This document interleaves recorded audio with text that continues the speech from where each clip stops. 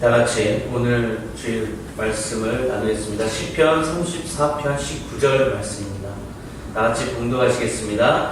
의인은 고난이 많으나 여호와께서 그의 모든 고난에서 건지시는도다. 아멘.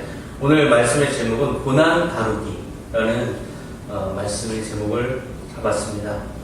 보통 훌륭한 사람들 그리고 큰 일을 하는 사람들 보면 고난이 참 많았다라는 이야기를 듣게 됩니다. 그런 걸 보면 의인은 고난이 많으나 여호와께서 그의 모든 고난에서 건지시는도다. 아무리 그분들이 고난이 많았지만 하나님께서 그들을 보호해 주시고 그들을 고난에서 건지시고 큰 인물로 만들어 주셨던 그런 역사를 보게 됩니다. 그래서 우리가 아이들을 키울 때 좀 고민사항이 있어요. 아이들을 좀 어렵게 키울 것인가, 그래서 좀 고난을 줄 것인가, 아니면 우리가 고난을 많이 겪으면서 자랐으니까 아이들은 편안하게 좋은 세상 보게 할 것인가. 자, 그게 좀 고민사항이에요. 요즘 아이들은 너무 편하게 키우다 보니까 아이들이 스스로 뭔가를 해나가는 힘이 부족하다는 그런 평가들을 많이 하고 있죠. 고난과 역경 속에서 어른들이 자라서 아이들은 편하게 편한 삶을 살도록 해주는 그런 현대인들과는 달리 사실상 역사적 인물들을 보면 대부분 역경 속에서 좀 많은 고난을 당한 사람들이 많아요. 그러다가 나중에 큰 일을 이루게 되고 그 다음에 모든 그 고난의 대가를 한꺼번에 대박으로 받아서 큰 일을 한 사람들이 많죠. 그 중에 아브라함 링컨이라는 사람이 있어요. 아브라함 링컨 대통령 아시죠? 사업과 선거에서 수도 없이 실패를 경험했던 사람입니다. 그 아브라함 링컨의 고난의 역경의 삶을 한번 우리가 열거해 보면 1831년에 23살에 사업에 실패하고 쭉 읽어보시면 1838년에는 30대는 의회 의장직에서 낙선했어요. 그리고 대통령 선거인에서 낙선하고 상원의원, 하원을 낙선을 많이 했어요. 그 다음에 1856년에 48세 때는 부통령에 낙선했고 1858년에 50세 때는 상원의원에서 낙선했어요. 그가 이렇게 낙선과 실패를 경험하면서 마지막에 50세 때 상원의원에 낙선한 후에 링컨은 낙선한 후에 이런 이야기를 했습니다. 나는 선거에서 낙선했다는 소식을 듣자마자 곧바로 내가 자주 가는 레스토랑으로 갔습니다. 그리고는 배가 부를 만큼 맛있는 요리를 실컷 먹었습니다. 그 다음은 이발소로 달려가서 머리를 단정하게 손질하고는 기름도 듬뿍 발랐습니다. 이제 아무도 나를 실패한 사람으로 보지 않겠지요. 왜냐하면 이제 내 발걸음은 다시 힘이 생겼고 내 목소리는 우렁차니까.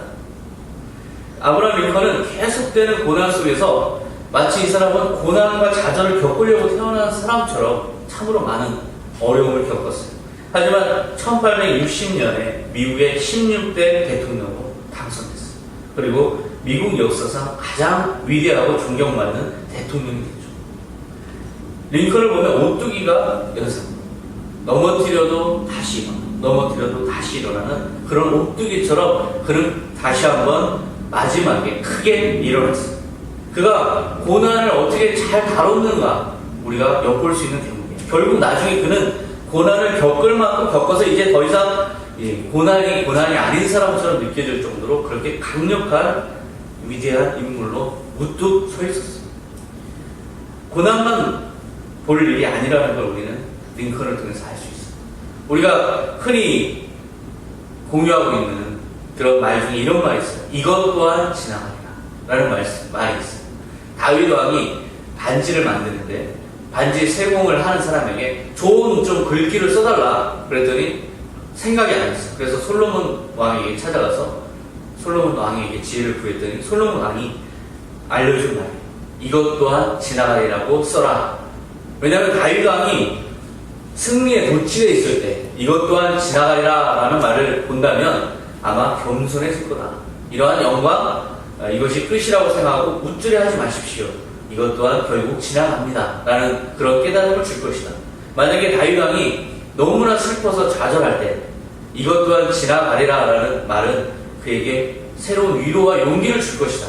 그래서 이 말은 다윗 왕에게 줄 수 있는 가장 좋은 지혜로운 말이다. 라는 그런 이야기가 있죠. 그래서 힘들고 어려운 일을 겪은 사람들의 카톡을 보면 이것 또한 지나가리라는 그런 말을 써놓은 사람들이 많아요.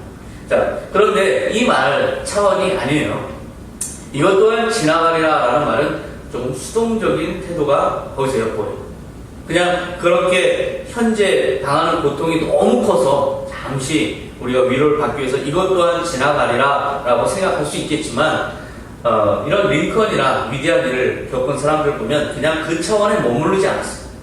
단순히 그저 묵묵히 이것이 지나가리라 기다리는 게 아니라 고난을 겪을 때 오히려 그것을 미래에 이제 반전할 수 있는 새로운 힘과 노하우를 기르는 새로운 기회로 그들은 삼았습니다.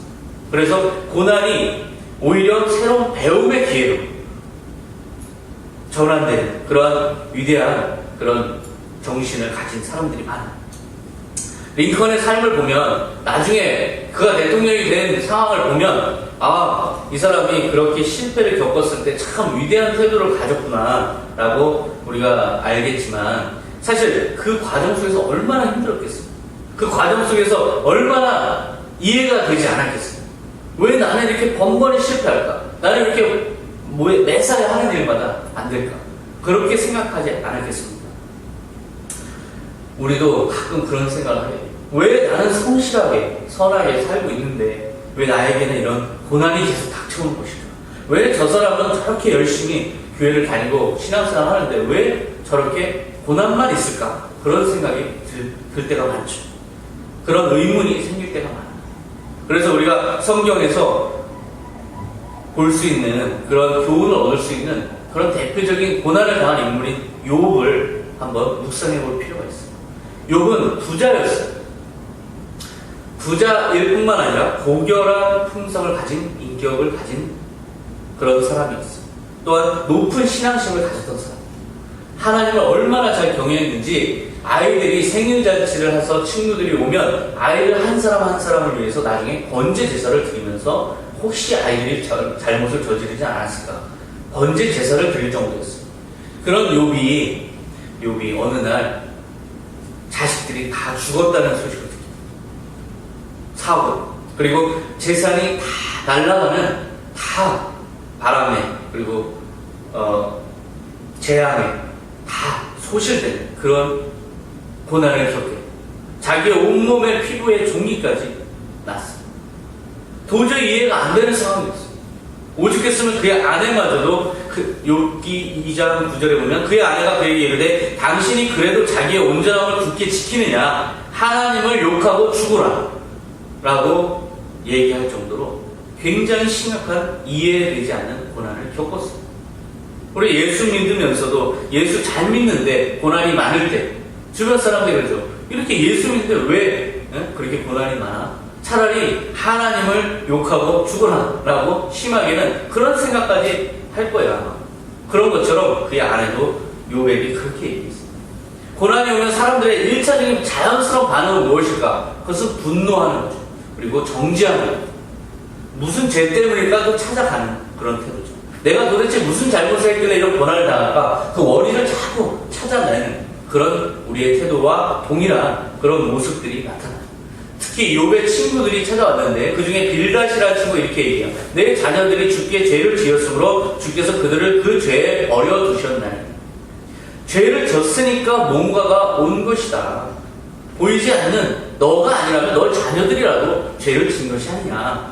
엘리바스라는 친구가 이렇게 말해요. 한번 생각해 보아라. 죄 없이 벌받은 자가 누구인가? 정직한 자가 망한 적이 어디 있는가? 심은 대로 거둔다.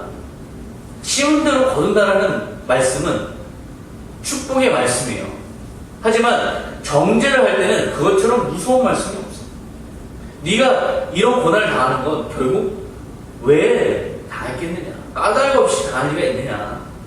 뭔가 너가 자초한 일이 있다. 이렇게 정죄할 때 심은 대로 거둔다는 말씀은 참으로 비정하고 참으로 혹독한 비난이 될 수 있습니다. 친구들 역시 그렇게 뭔가 이유가 있다. 자초한 일이 아니냐라고 정죄를 했어요.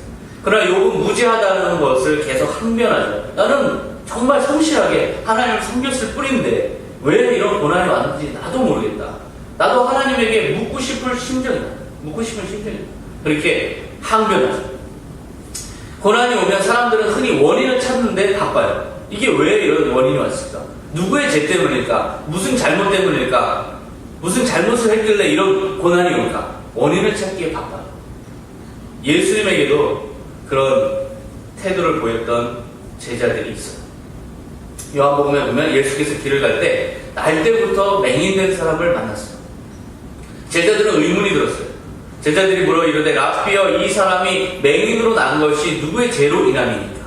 자기이니까 그의 부모이니까?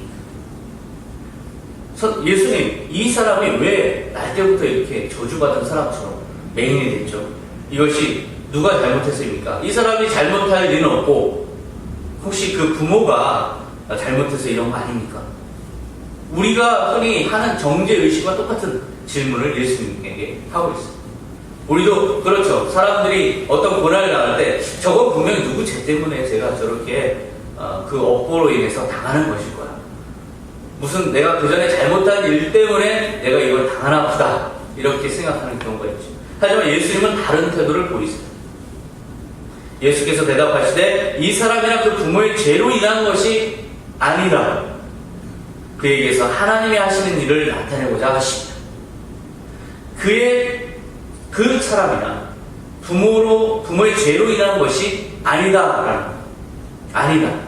분명히 예수님은 선언하세요. 그렇게 볼 것이 아니다. 그리고선 그에게서 하나님이 하시는 일, 즉 섭리에 있다. 섭리 안에 이 사람이 있는 것이다. 라고 예수님은 철저하게 하나님이 하시는 일로 표현하세요. 그런 의식을 가지고 계세요. 우리가 고난의 원인을 찾는데 골몰하는 그런 우리의 태도를 예수님 경계하십니다. 그런 태도에 선을 그으십니다. 알 필요가 없다라는 거예요. 고난이 오면 분노하거나 누구의 죄인지 무슨 잘못인지 그런 원인 찾기에 바쁠 필요가 없다.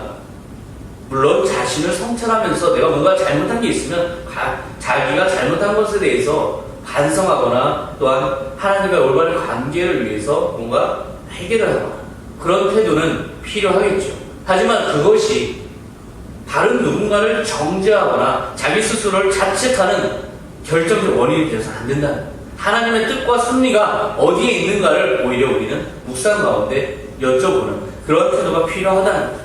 섭리란 어떤 것일까요? 우리 하나님은 7억 명의 인간들을 섭리하고 있어요. 70억 명의 인간들을 섭리하고 있어요. 지금 현존하는 인류는 70억 명이죠. 또 우주 만물을 섭리하고 있어요. 어제 뉴스 보셨어요? 태양계 밖에 또 다른 지구가 발견됐어요. 지구와 거의 흡사해요. 지구보다 1.5배가 커요. 그리고 태양 역시 그 지구도 태양을 가지고 있어요. 그런데 지금 우리가 가지고 있는 태양과 비슷해요. 그리고 그 안에 생명체가 살 확률이 굉장히 높아요. 우리 지구 환경과 똑같은 환경을 가지고 있어요. 그런 행성이 몇 개나 될까요? 이 우주 전체에 엄청나게 많은 거예요. 그런 모든 우주 만물을 섭리하시는 하나님은 그 거대한 섭리 가운데 내 운명까지도 섭리하고 있어요. 이 모든 큐빅을 맞추고 있어요. 아이가 큐빅을 맞출 때 한번 생각해 보세요. 이걸 다 맞추겠다는 심정으로 두 줄을 먼저 맞춰놔요. 그래서는 그 두 줄을 절대로 바꾸고 싶어 하지 않아요. 그러면서 그걸 빼놓고 맞추려고 애를 쓰죠. 맞춰질까요? 절대로 안 맞춰지죠. 내가 생각하는 내 인생의 어떤 고정 가치를 놓고 어떻게든 큐빅을 맞춰보려면 안 맞춰져요. 내가 지금은 이 두 줄을 맞춰놓은 거를 흐트러뜨리는 한이 있더라도 결국 최종적으로 큐빅이 맞춰지기까지 계속해서 혼란 속에 있는 상황, 그것을 견디지 못하면 큐빅을 맞출 수가 없어요. 그것처럼 우리의 삶도 마찬가지예요. 순간순간 우리는 맞는 것 같다가도 또다시 흐트러질 때가 있어요. 이게 맞는 것 같아. 근데 또다시 흐트러뜨려야 될 때가 있어요. 흩어질 때가 있어요. 그러면 이유 없이 이런 흩어짐과 혼란이 올 때 우리는 감당할 수가 없죠. 이게 뭔가 또 잘못되는 거 아닌가. 그런 생각에 우리는 또 두려워질 때가 있어요. 하지만 결국 큐빅을 다 맞추는 과정을 겪어야 하듯이 우리의 인생도 그렇게 순간순간 고난이 오지만 결국은 하나님의 섭리 가운데 하나님의 뜻하시는 우리의 삶이 맞춰져 가고 있다는 거죠. 저는 사업에 실패하고 교육을 해야 될 때 내가 왜 해야 되는지 알 수 없었어요. 그러나 지금은 그 이유를 명확하게 알 거예요. 그때 하지 않았으면 저는 지금 그렇게 능력 있게 뭔가 교육을 통한 목회를 할 수가 없어요. 제가 희귀 난치병에 걸려서 교회에 가서 그리고 신유의 은혜를 받아서 병이 나았을 때 저는 그 모든 상황이 내가 왜 겪고 있는지를 전혀 알 수가 없었어요. 하지만 결국 능력 있게 그렇게 신유의 복음을 전할 수 있는 그런 목회자로서 나중에 쓰임 받을 수 있고 간증이 있다는 것, 그것은 참 귀한 보석 같은 훈장 같은 아주 귀한 영광스러운 일이었어요. 우리 어머니가 시집살이를 심하게 겪다가 저를 도저히 이런 집에서 키우기보다는 하나님께 드려야겠다 해서 성전 강단에 올려놓고 기도하셨을 때 어머니는 그 이유를 알 수 없었을 거예요. 하지만 지금은 명확하게 알 수 있어요. 왜 그때 그렇게 하셨는지. 결국 하나님께서 부르시는 모든 과정이었다. 그 모든 인생의 순간순간마다 우리는 그 고난의 이유를 다 알 수가 없어요. 하나님 말씀하지도 않았어요. 하지만 결과적으로는 하나님께서 이끌어 가시는 우리 삶 가운데 놓여있다는 것, 그것은 분명한 것이라는 거죠. 그래서 우리는 우리 서로가 고난을 당하는 자들을 향해서 정죄하지 않았으면 좋겠어요. 이것이 무엇 때문이다, 이것 때문에 저 사람은 무엇 때문에 당하는 것이다, 그렇게 서로 정죄하지 않았으면 좋겠어요. 오히려 그 고난 속에서 하나님의 거대한 섭리가 이제 축복의 때로 이끌고 있다는 걸 서로가 격려하고 위로하는 우리가 되었으면 좋겠어요.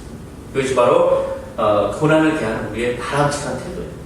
요셉을 보면 요셉이 형들에 의해서 구덩이에 빠지고 버려지고 그리고 노예 신세로 애국으로 가서 어려움을 많이 겪다가 나중에는 총리가 됐어요. 총리가 된 요셉이 야곱과 형제들을 초청해서 이제 만나는 장면이 있어요. 창세기 45장 4절에 보면 나는 당신들의 아우 요셉입니다. 당신들이 애굽에 판자, 당신들이 나를 이곳에 팔았다고 해서 근심하지 마소서, 한탄하지 마소서, 내가 보복할까 두려워하지 말라는 거예요. 하나님이 큰 구원으로 당신들의 생명을 보존하고 당신들의 후손을 세상에 두시려고 나를 당신들보다 먼저 보내셨나니 그런즉 나를 이리로 보낸 이는 당신들이 아니요 하나님이시다. 완전한 섭리에 대한 믿음이 있었어요, 요셉은. 그렇기 때문에 그 고난을 견딜 수가 있었어요. 그리고 고난의 그 이유를 다 헤아리지도 않았어요. 하지만 나중에 하나님께서 결국 이 모든 일을 행하셨다는 걸 알게 됐어요. 섭리란 바로 이런 거예요.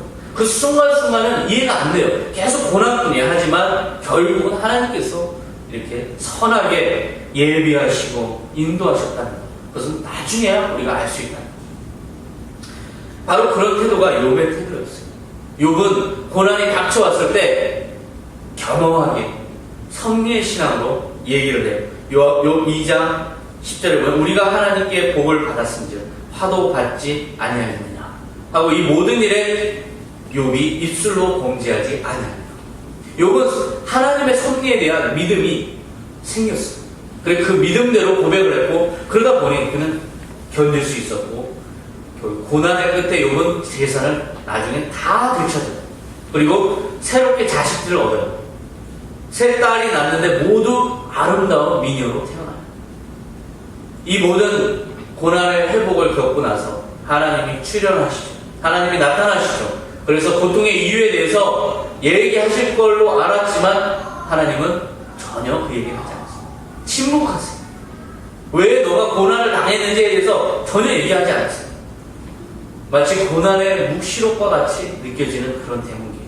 하나님이 주도하시는 섭리에 우리가 고난의 때에 닥치면 마치 블랙홀로 우리가 빨려 들어가는 것처럼 혼란스럽고 너무나 두렵고 무서운 공포의 순간이 와요. 하지만 그 모든 섭리 가운데 우리는 두려워할 필요가 없어요. 왜냐하면 하나님의 손이 강하게 우리를 붙잡고 있기 때문에 비록 악의 속으로 들어갔다 나오더라도 하나님의 손만 하나님의 손이 우리를 붙잡고만 있으면 우리 두려워할 일이 없어요. 우리에게 기대하시는 건 무엇일까요? 하나님이 우리에게 고난 속에 있는 우리에게 요구하시는 믿음은 무엇일까요? 내가 강하게 붙잡고 있으니까 너는 절대 두려움과 죽음의 두려움과 망함의 두려움 속에서 빠져서 잘못된 길로 가지 말아라. 내가 붙잡고 있다는 걸 믿어라. 라는 그런 말씀이실 거예요. 그렇게 우리는 고난을 견뎌내는 그런 태도가 필요해요.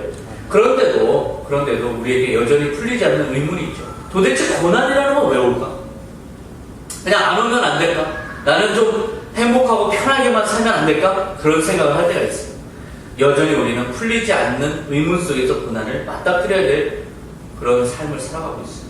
욥은 왜 까닭 모를 고난을 당할 수밖에 없었을까? 그 이유에 대해서 많은 분들이 설교하시지만 저는 말씀 속에서 그 이유를 찾아냈어요.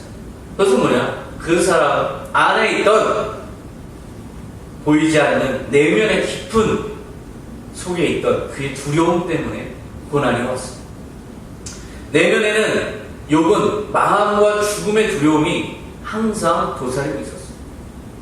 그것은 욥이 잘못했다고 여겨지는 그런 두려움이 아니고 원래 인간에게 모두 그런 두려움이 있어요. 원래 인간은 그런 두려움이 없이 사실은 창조되었어요. 하지만 아담의 범죄 이후에 에덴 동산에서 쫓겨난 이후에 인간은 자기의 힘으로 뭔가 노동을 해서 살아야 하는 운명에 처했을 때부터 생존의 두려움 속에 놓여지게 됐어요.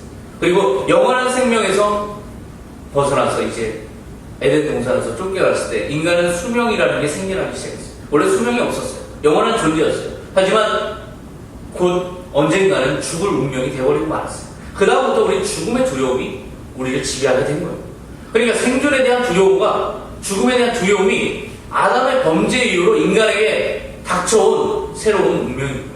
그 연약함이, 인간의 연약함이 거기서부터 생겨나요. 그 연약함의 후예가 바로 욥이에요. 그리고 우리도 마찬가지예요. 우리도 아무리 강하려고 해도 죽음의 두려움, 망함의 두려움이 계속 엄습해 오게 돼 있어요. 그런데 그때마다 사실은 그걸 극복하는 영준의 믿음으로 견뎌내야 되는데 그러지 못하고 욥은 계속해서 뭔가 두려움 속에서 그런 생각들을 계속해서 신앙으로 극복하려고 애를 썼죠. 좋은 의로운 행위를 하려고 애를 썼죠. 하지만 여전히 그 속에는 두려움이 도사리고 있었어요. 사단은 절묘하게 그 두려움을 파고들었어요. 그것을 단서로 해서 예수님 하나님에게 시험을 청구했어요. 욥기 1장 9절을 보면 사단이 여호와께 대답하여 이르되 욥이 어찌 까닭 없이 하나님을 경외하리이까? 이제 주의 손을 펴서 그의 모든 소유물을 치소서. 그리하시면 틀림없이 주를 향하여 욕하지 않겠나이까? 욥의 마음속의 중심에 작용하고 있던 일말의 두려움을 파고들었어요. 그것을 시험의 단서로 삼아서 하나님께 시험을 청구하고, 만약에 소유물을 쳤는데 소유물을 다 앗아갔는데 욥이 두려움을 느낀다면 그것은 무엇이죠? 그것은 바로 욥이 무엇을 의지했다는 증거입니다. 그것은 바로 자기가 소유물을 어느 정도를 의지했다라는 증거죠. 인간이 소유물을 다 빼앗겼을 때 전혀 두려워하지 않을 인간은 없습니다. 그런데 인간은 두려워할 수밖에 없는 그런 모습을 통해서 결국 증명해내는 것, 드러내는 것, 결국 어느 정도는 소유물을 의지하고 살았다는 것. 즉 하나님이 없는 순간이 분명히 있었다는 그 사실이죠. 자신의 소유에 의존하는 삶은 그래서 항상 경계의 대상이 됩니다. 우상화의 대상이 됩니다. 인간이 연약하게 이건 어쩔 수 없이 갖게 되는 두려움인데 바로 그것이 고난의 단초가 되는 겁니다. 그래서 욥기 3장 25절에 보면 이렇게 욥이 고백하죠. 내가 두려워하는 그것이 내게 임하고 내가 무서워하는 그것이 내 몸에 미쳤구나.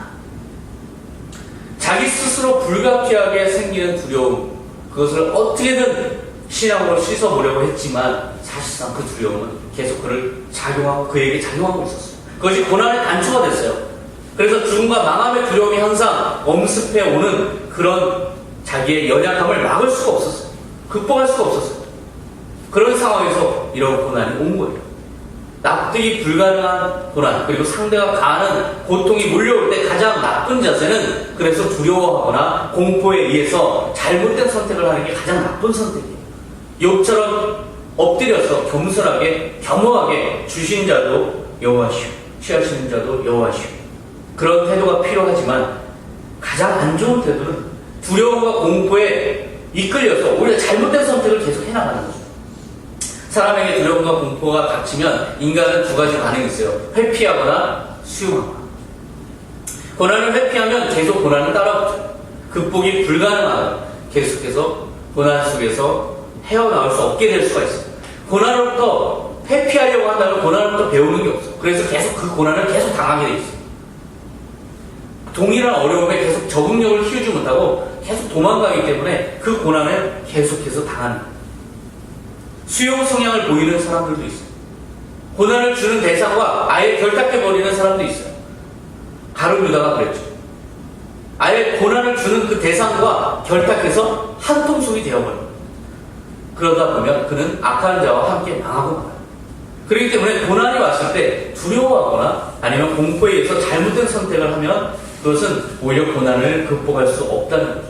믿음으로 견디면서 욥처럼 오히려 고난을 다루는 법을 배워나가면서 반절시킬 기회를 잡아야 돼요. 그런 기회를 기다려야 돼요.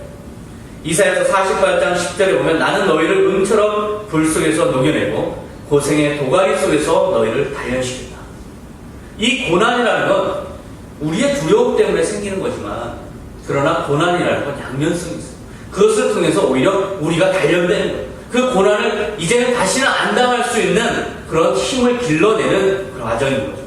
고난의 총량은 사실은 같아요. 사람마다 누구나 인생에서 당하는 고난의 총량은 똑같아요. 그것이 마음고생이 심한 사람이 있고요. 어떤 사람은 몸고생이 심한 사람이 있습니다. 몸고생을 심하게 겪는 사람들 한번 보세요. 마음고생 별로 안 해요. 마음 참 편해요. 막노동을 해보니까 좋은 게 있어요. 머리가 안 아파요. 그날 일은 그날로 끝나고 저녁은 아주 행복해요. 그러나 머리 고생을 좀 하다 보니까 몸 고생은 안 하는데 참 많은 고난이 있어요. 이 마음 고생이 심해요. 그런 차이는 있지만 사실 인간이 겪는 고난은 모든 사람들이 똑같아요. 견뎌내고 다시 반전할 힘을 기르는 기회로 고난을 활용하느냐 아니면 그 고난을 그냥 회피하고 계속 도망다니면서 계속 똑같은 고난을 당하고 그 고난을 견뎌낼 힘을 못 기르냐 이 차이밖에 없어요. 베드로는 분류를 하자면 고난을 회피했던 사람. 그래서 예수님을 모른다고 부인했죠. 하지만 나중에 부활하신 예수님을 만나고 나서 자기의 고난의 태도, 그 고난으로부터 배운 자기의 노하우를 가지고 오히려 반전하는 기회를 삼았어요. 그래서 나중에는 이렇게 고백하죠. 베드로전서 5장 10절에 보면 얼마 동안 여러분이 고난을 겪고 나면 그리스도 안에서 여러분을 불러 영원한 영광을 함께 누리게 하신 모든 은혜의 하나님이 여러분을 친히 완전하게 하시고 굳세게 하시고 강하게 하시며 튼튼하게 세워주실 것입니다. 베드로의 입에서 나왔다고 보기 어려워요. 참으로 달관한 고난을 다루는 법을 제법 익힌 사람의 고백이죠. 베드로는 그렇게 예수님을 부인도 해보고 고난을 겪어보니 이제 결국은 나중에는 강하게 키워내시는 하나님의 훈련법이라는 걸 깨닫게 됐어요. 그래서 이런 고백을 할 수가 있었어요. 이런 고난을 통해서 우리는 사실 반전할 수 있는 노하우와 새로운 도약의 힘을 길러내는 거죠. 우리가 연날리는 걸 한번 생각해보세요. 연날리기 한번 우리 해봤죠. 연날리는 걸 한번 생각해보세요. 연은 맞바람의 힘으로 올라가는 특성이 있어요. 맞바람이 강해야 연이 올라가지 내 쪽으로 부는 바람이 강하면 연은 꼬꾸라져 버리는 거예요. 맞바람이 나쁜 것은 아니라는 걸 우리는 깨달을 수가 있어요. 고난에서도 마찬가지예요. 고난이 나쁜 건 아니에요. 고난은 오히려 우리를 도약시키는 큰 에너지가 됩니다. 만약에 바람이 강할 때 내가 당기기만 하면 어떻게 돼요? 내가 그냥 계속 당기기만 하면 연은 꼬꾸라져요. 오히려 조금씩 풀어줘요. 그러니까 우리 고난이 닥쳐올 때 그것에 대해서 너무 강하게 너무 직선적으로 그것을 대하기만 한다면 너무 힘을 강하게 주면 우리는 그 고난 속에서 스스로 넘어지고 꼬꾸라지고 말아요. 하지만 좀 마음의 여유를 주면서 겸허하게 이 모든 축복을 주신 하나님이 그런 환난도 주시지 않겠느냐 하는 겸허한 태도를 가진다면 우리는 조금 여유를 가지고 마음을 풀어주면서 고난을 오히려 내가 도약할 수 있는 에너지로 삼을 수가 있어요. 너무 힘들다고 너무 연이 높이 올라갔다고 놓아버리면 어떻게 될까요? 그러면 연은 허무하게 날아가 버리고 말죠. 고난이 너무 힘들다고 놔버리면 어떻게 해야 될까요? 그러면 포기하고 말고 인생은 험하게 끝날 때 많이 됐죠. 어제 뉴스를 보니까 어느 어머니가 너무 아이를 혼자 키우기 힘들어서 아이를 죽였어요. 그리고 자기도 죽으려고 했어요. 자기 인생을 그냥 놔버린 거예요. 결국은 모두가 비극으로 끝나고 말았어요. 고난에서 아무것도 배우지 못하는 거죠. 오히려 인생을 그냥 끝내버리는 그런 비극이 되고 말아요. 결국 맞바람을 견디면서 줄을 놓지 않는 힘을 가질 때 열은 높이 올라갈 수 있어요. 견디는 힘만 가져도 열은 높이 올라가요. 우리가 견디는 힘만 길러도, 고난을 견디는 힘만 길러도 우리는 그 고난을 통해서 높이 도약할 수가 있어요. 흔들림은 오히려 지상에서 강하지 높이 올라가면 흔들림이 없어요. 고난이 아무리 거친 고난이 와도 지상보다 높은 곳에 바람이 더 세요. 그럼에도 불구하고 더 높이 올라가는 에너지로 고난을 삼을 수 있는 것, 그런 에너지를 삼을 수 있는 것처럼 고난이 강하면 강할수록 우리는 더 높이 도약할 수 있는 새로운 기회라는 깨달음이 있어요. 이해할 수 없는 악질의 역경을 우리가 당하고 있다면 그것은 곧 고난이 끝날 때가 다가온 거예요. 고난의 총량이 다 채워져 가고 있는 거예요. 고난의 총량은 언제 채워질까요?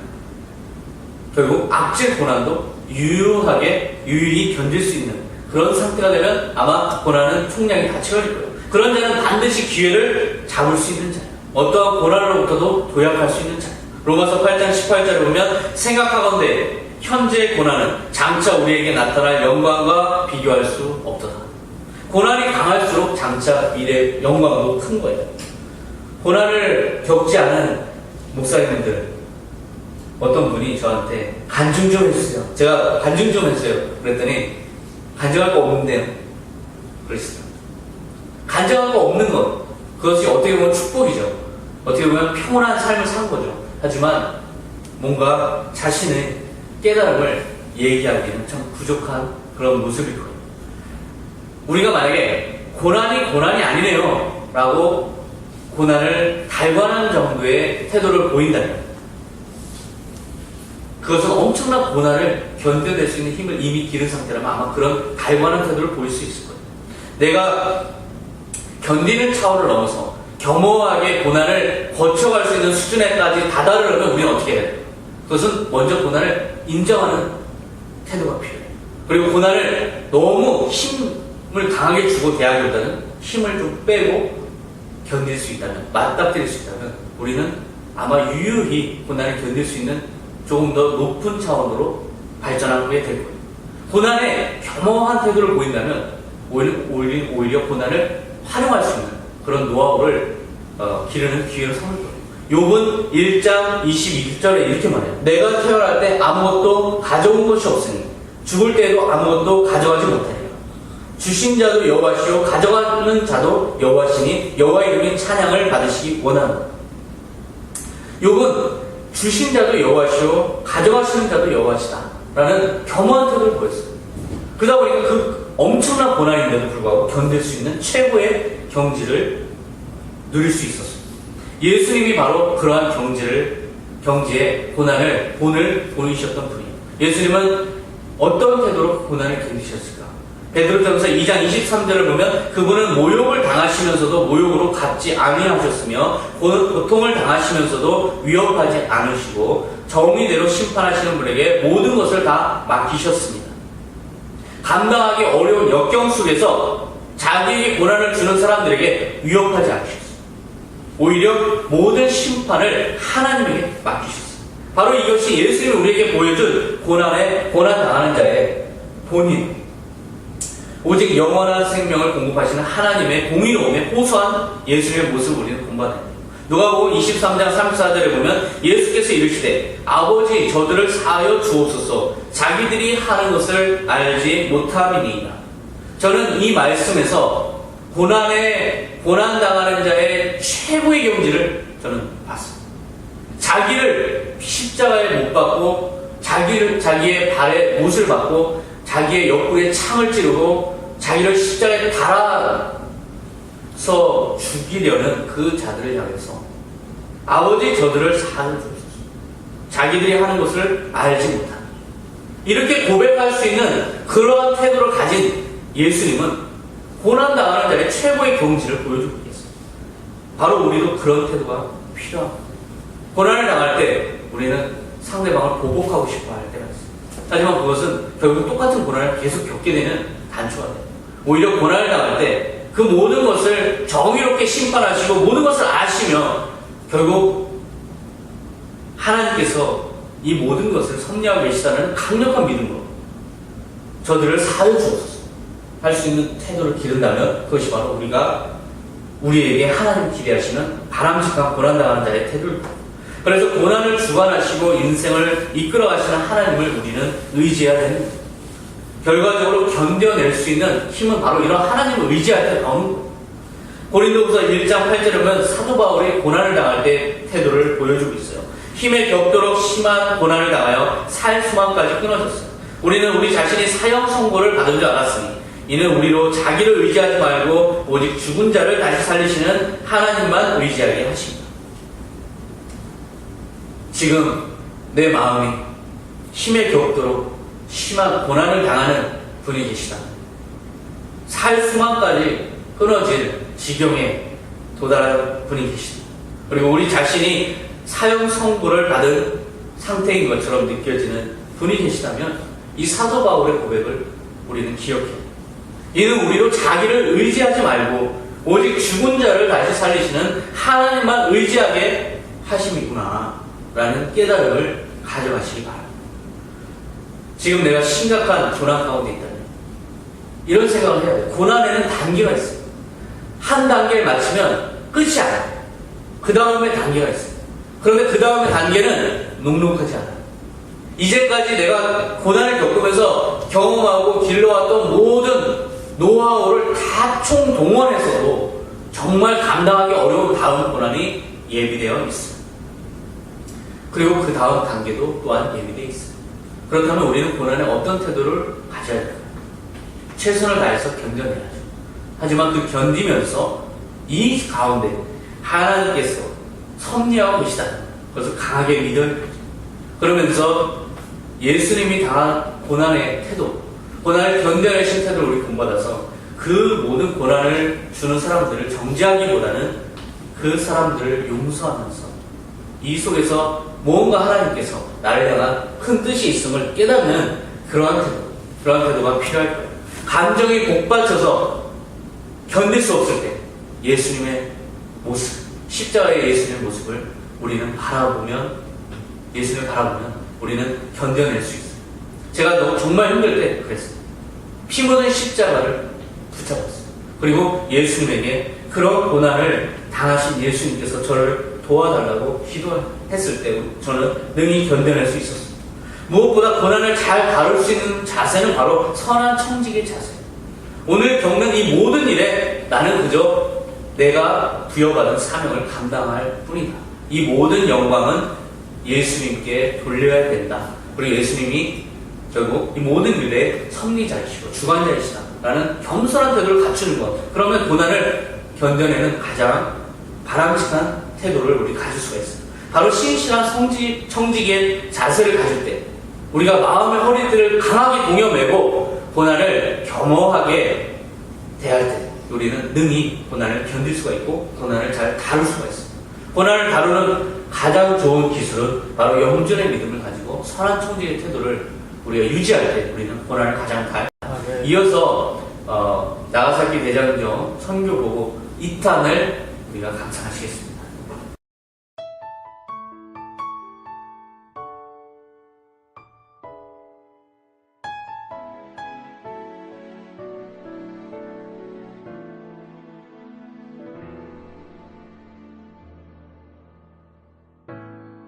나를 죄로부터 자유케 하셨네.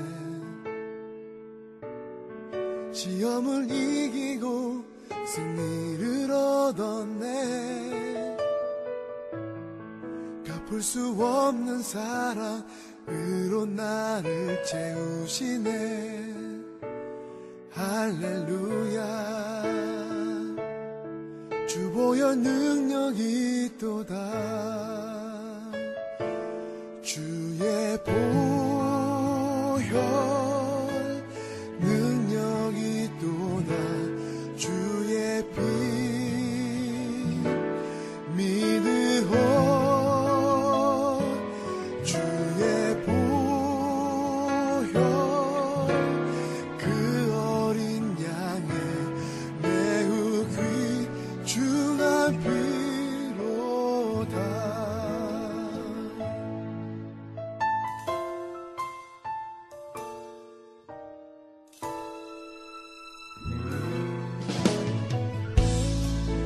다시 초라하게 넘어진대도 더 없는 은혜와 이길 힘 주시며 갚을 수 없는 사랑으로 나를 채우시네. 할렐루야. 주 보혈 능력이 있도다. 주의 보혈 능력이 있도다. 주의 피 믿으오. 주의 보혈 그 어린 양의 매우 귀중한 피로다. 나의 죄를 밝히시고 생명을 주셨네. 주 보혈 능력이 있도다. 그 사랑 날마다 나에게 찬송 주니 놀라운 능력이로다.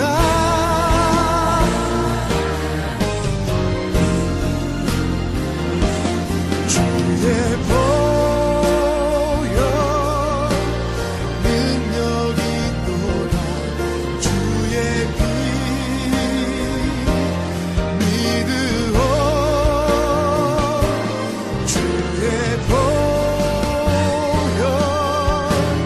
그 어린 양의 매우 귀중한 피로다. 주의 보혈 능력이 있도다. 주의 피 믿으오. 주의 보혈 그 어린 양의 매우 귀중한 피로다. 매우 귀중한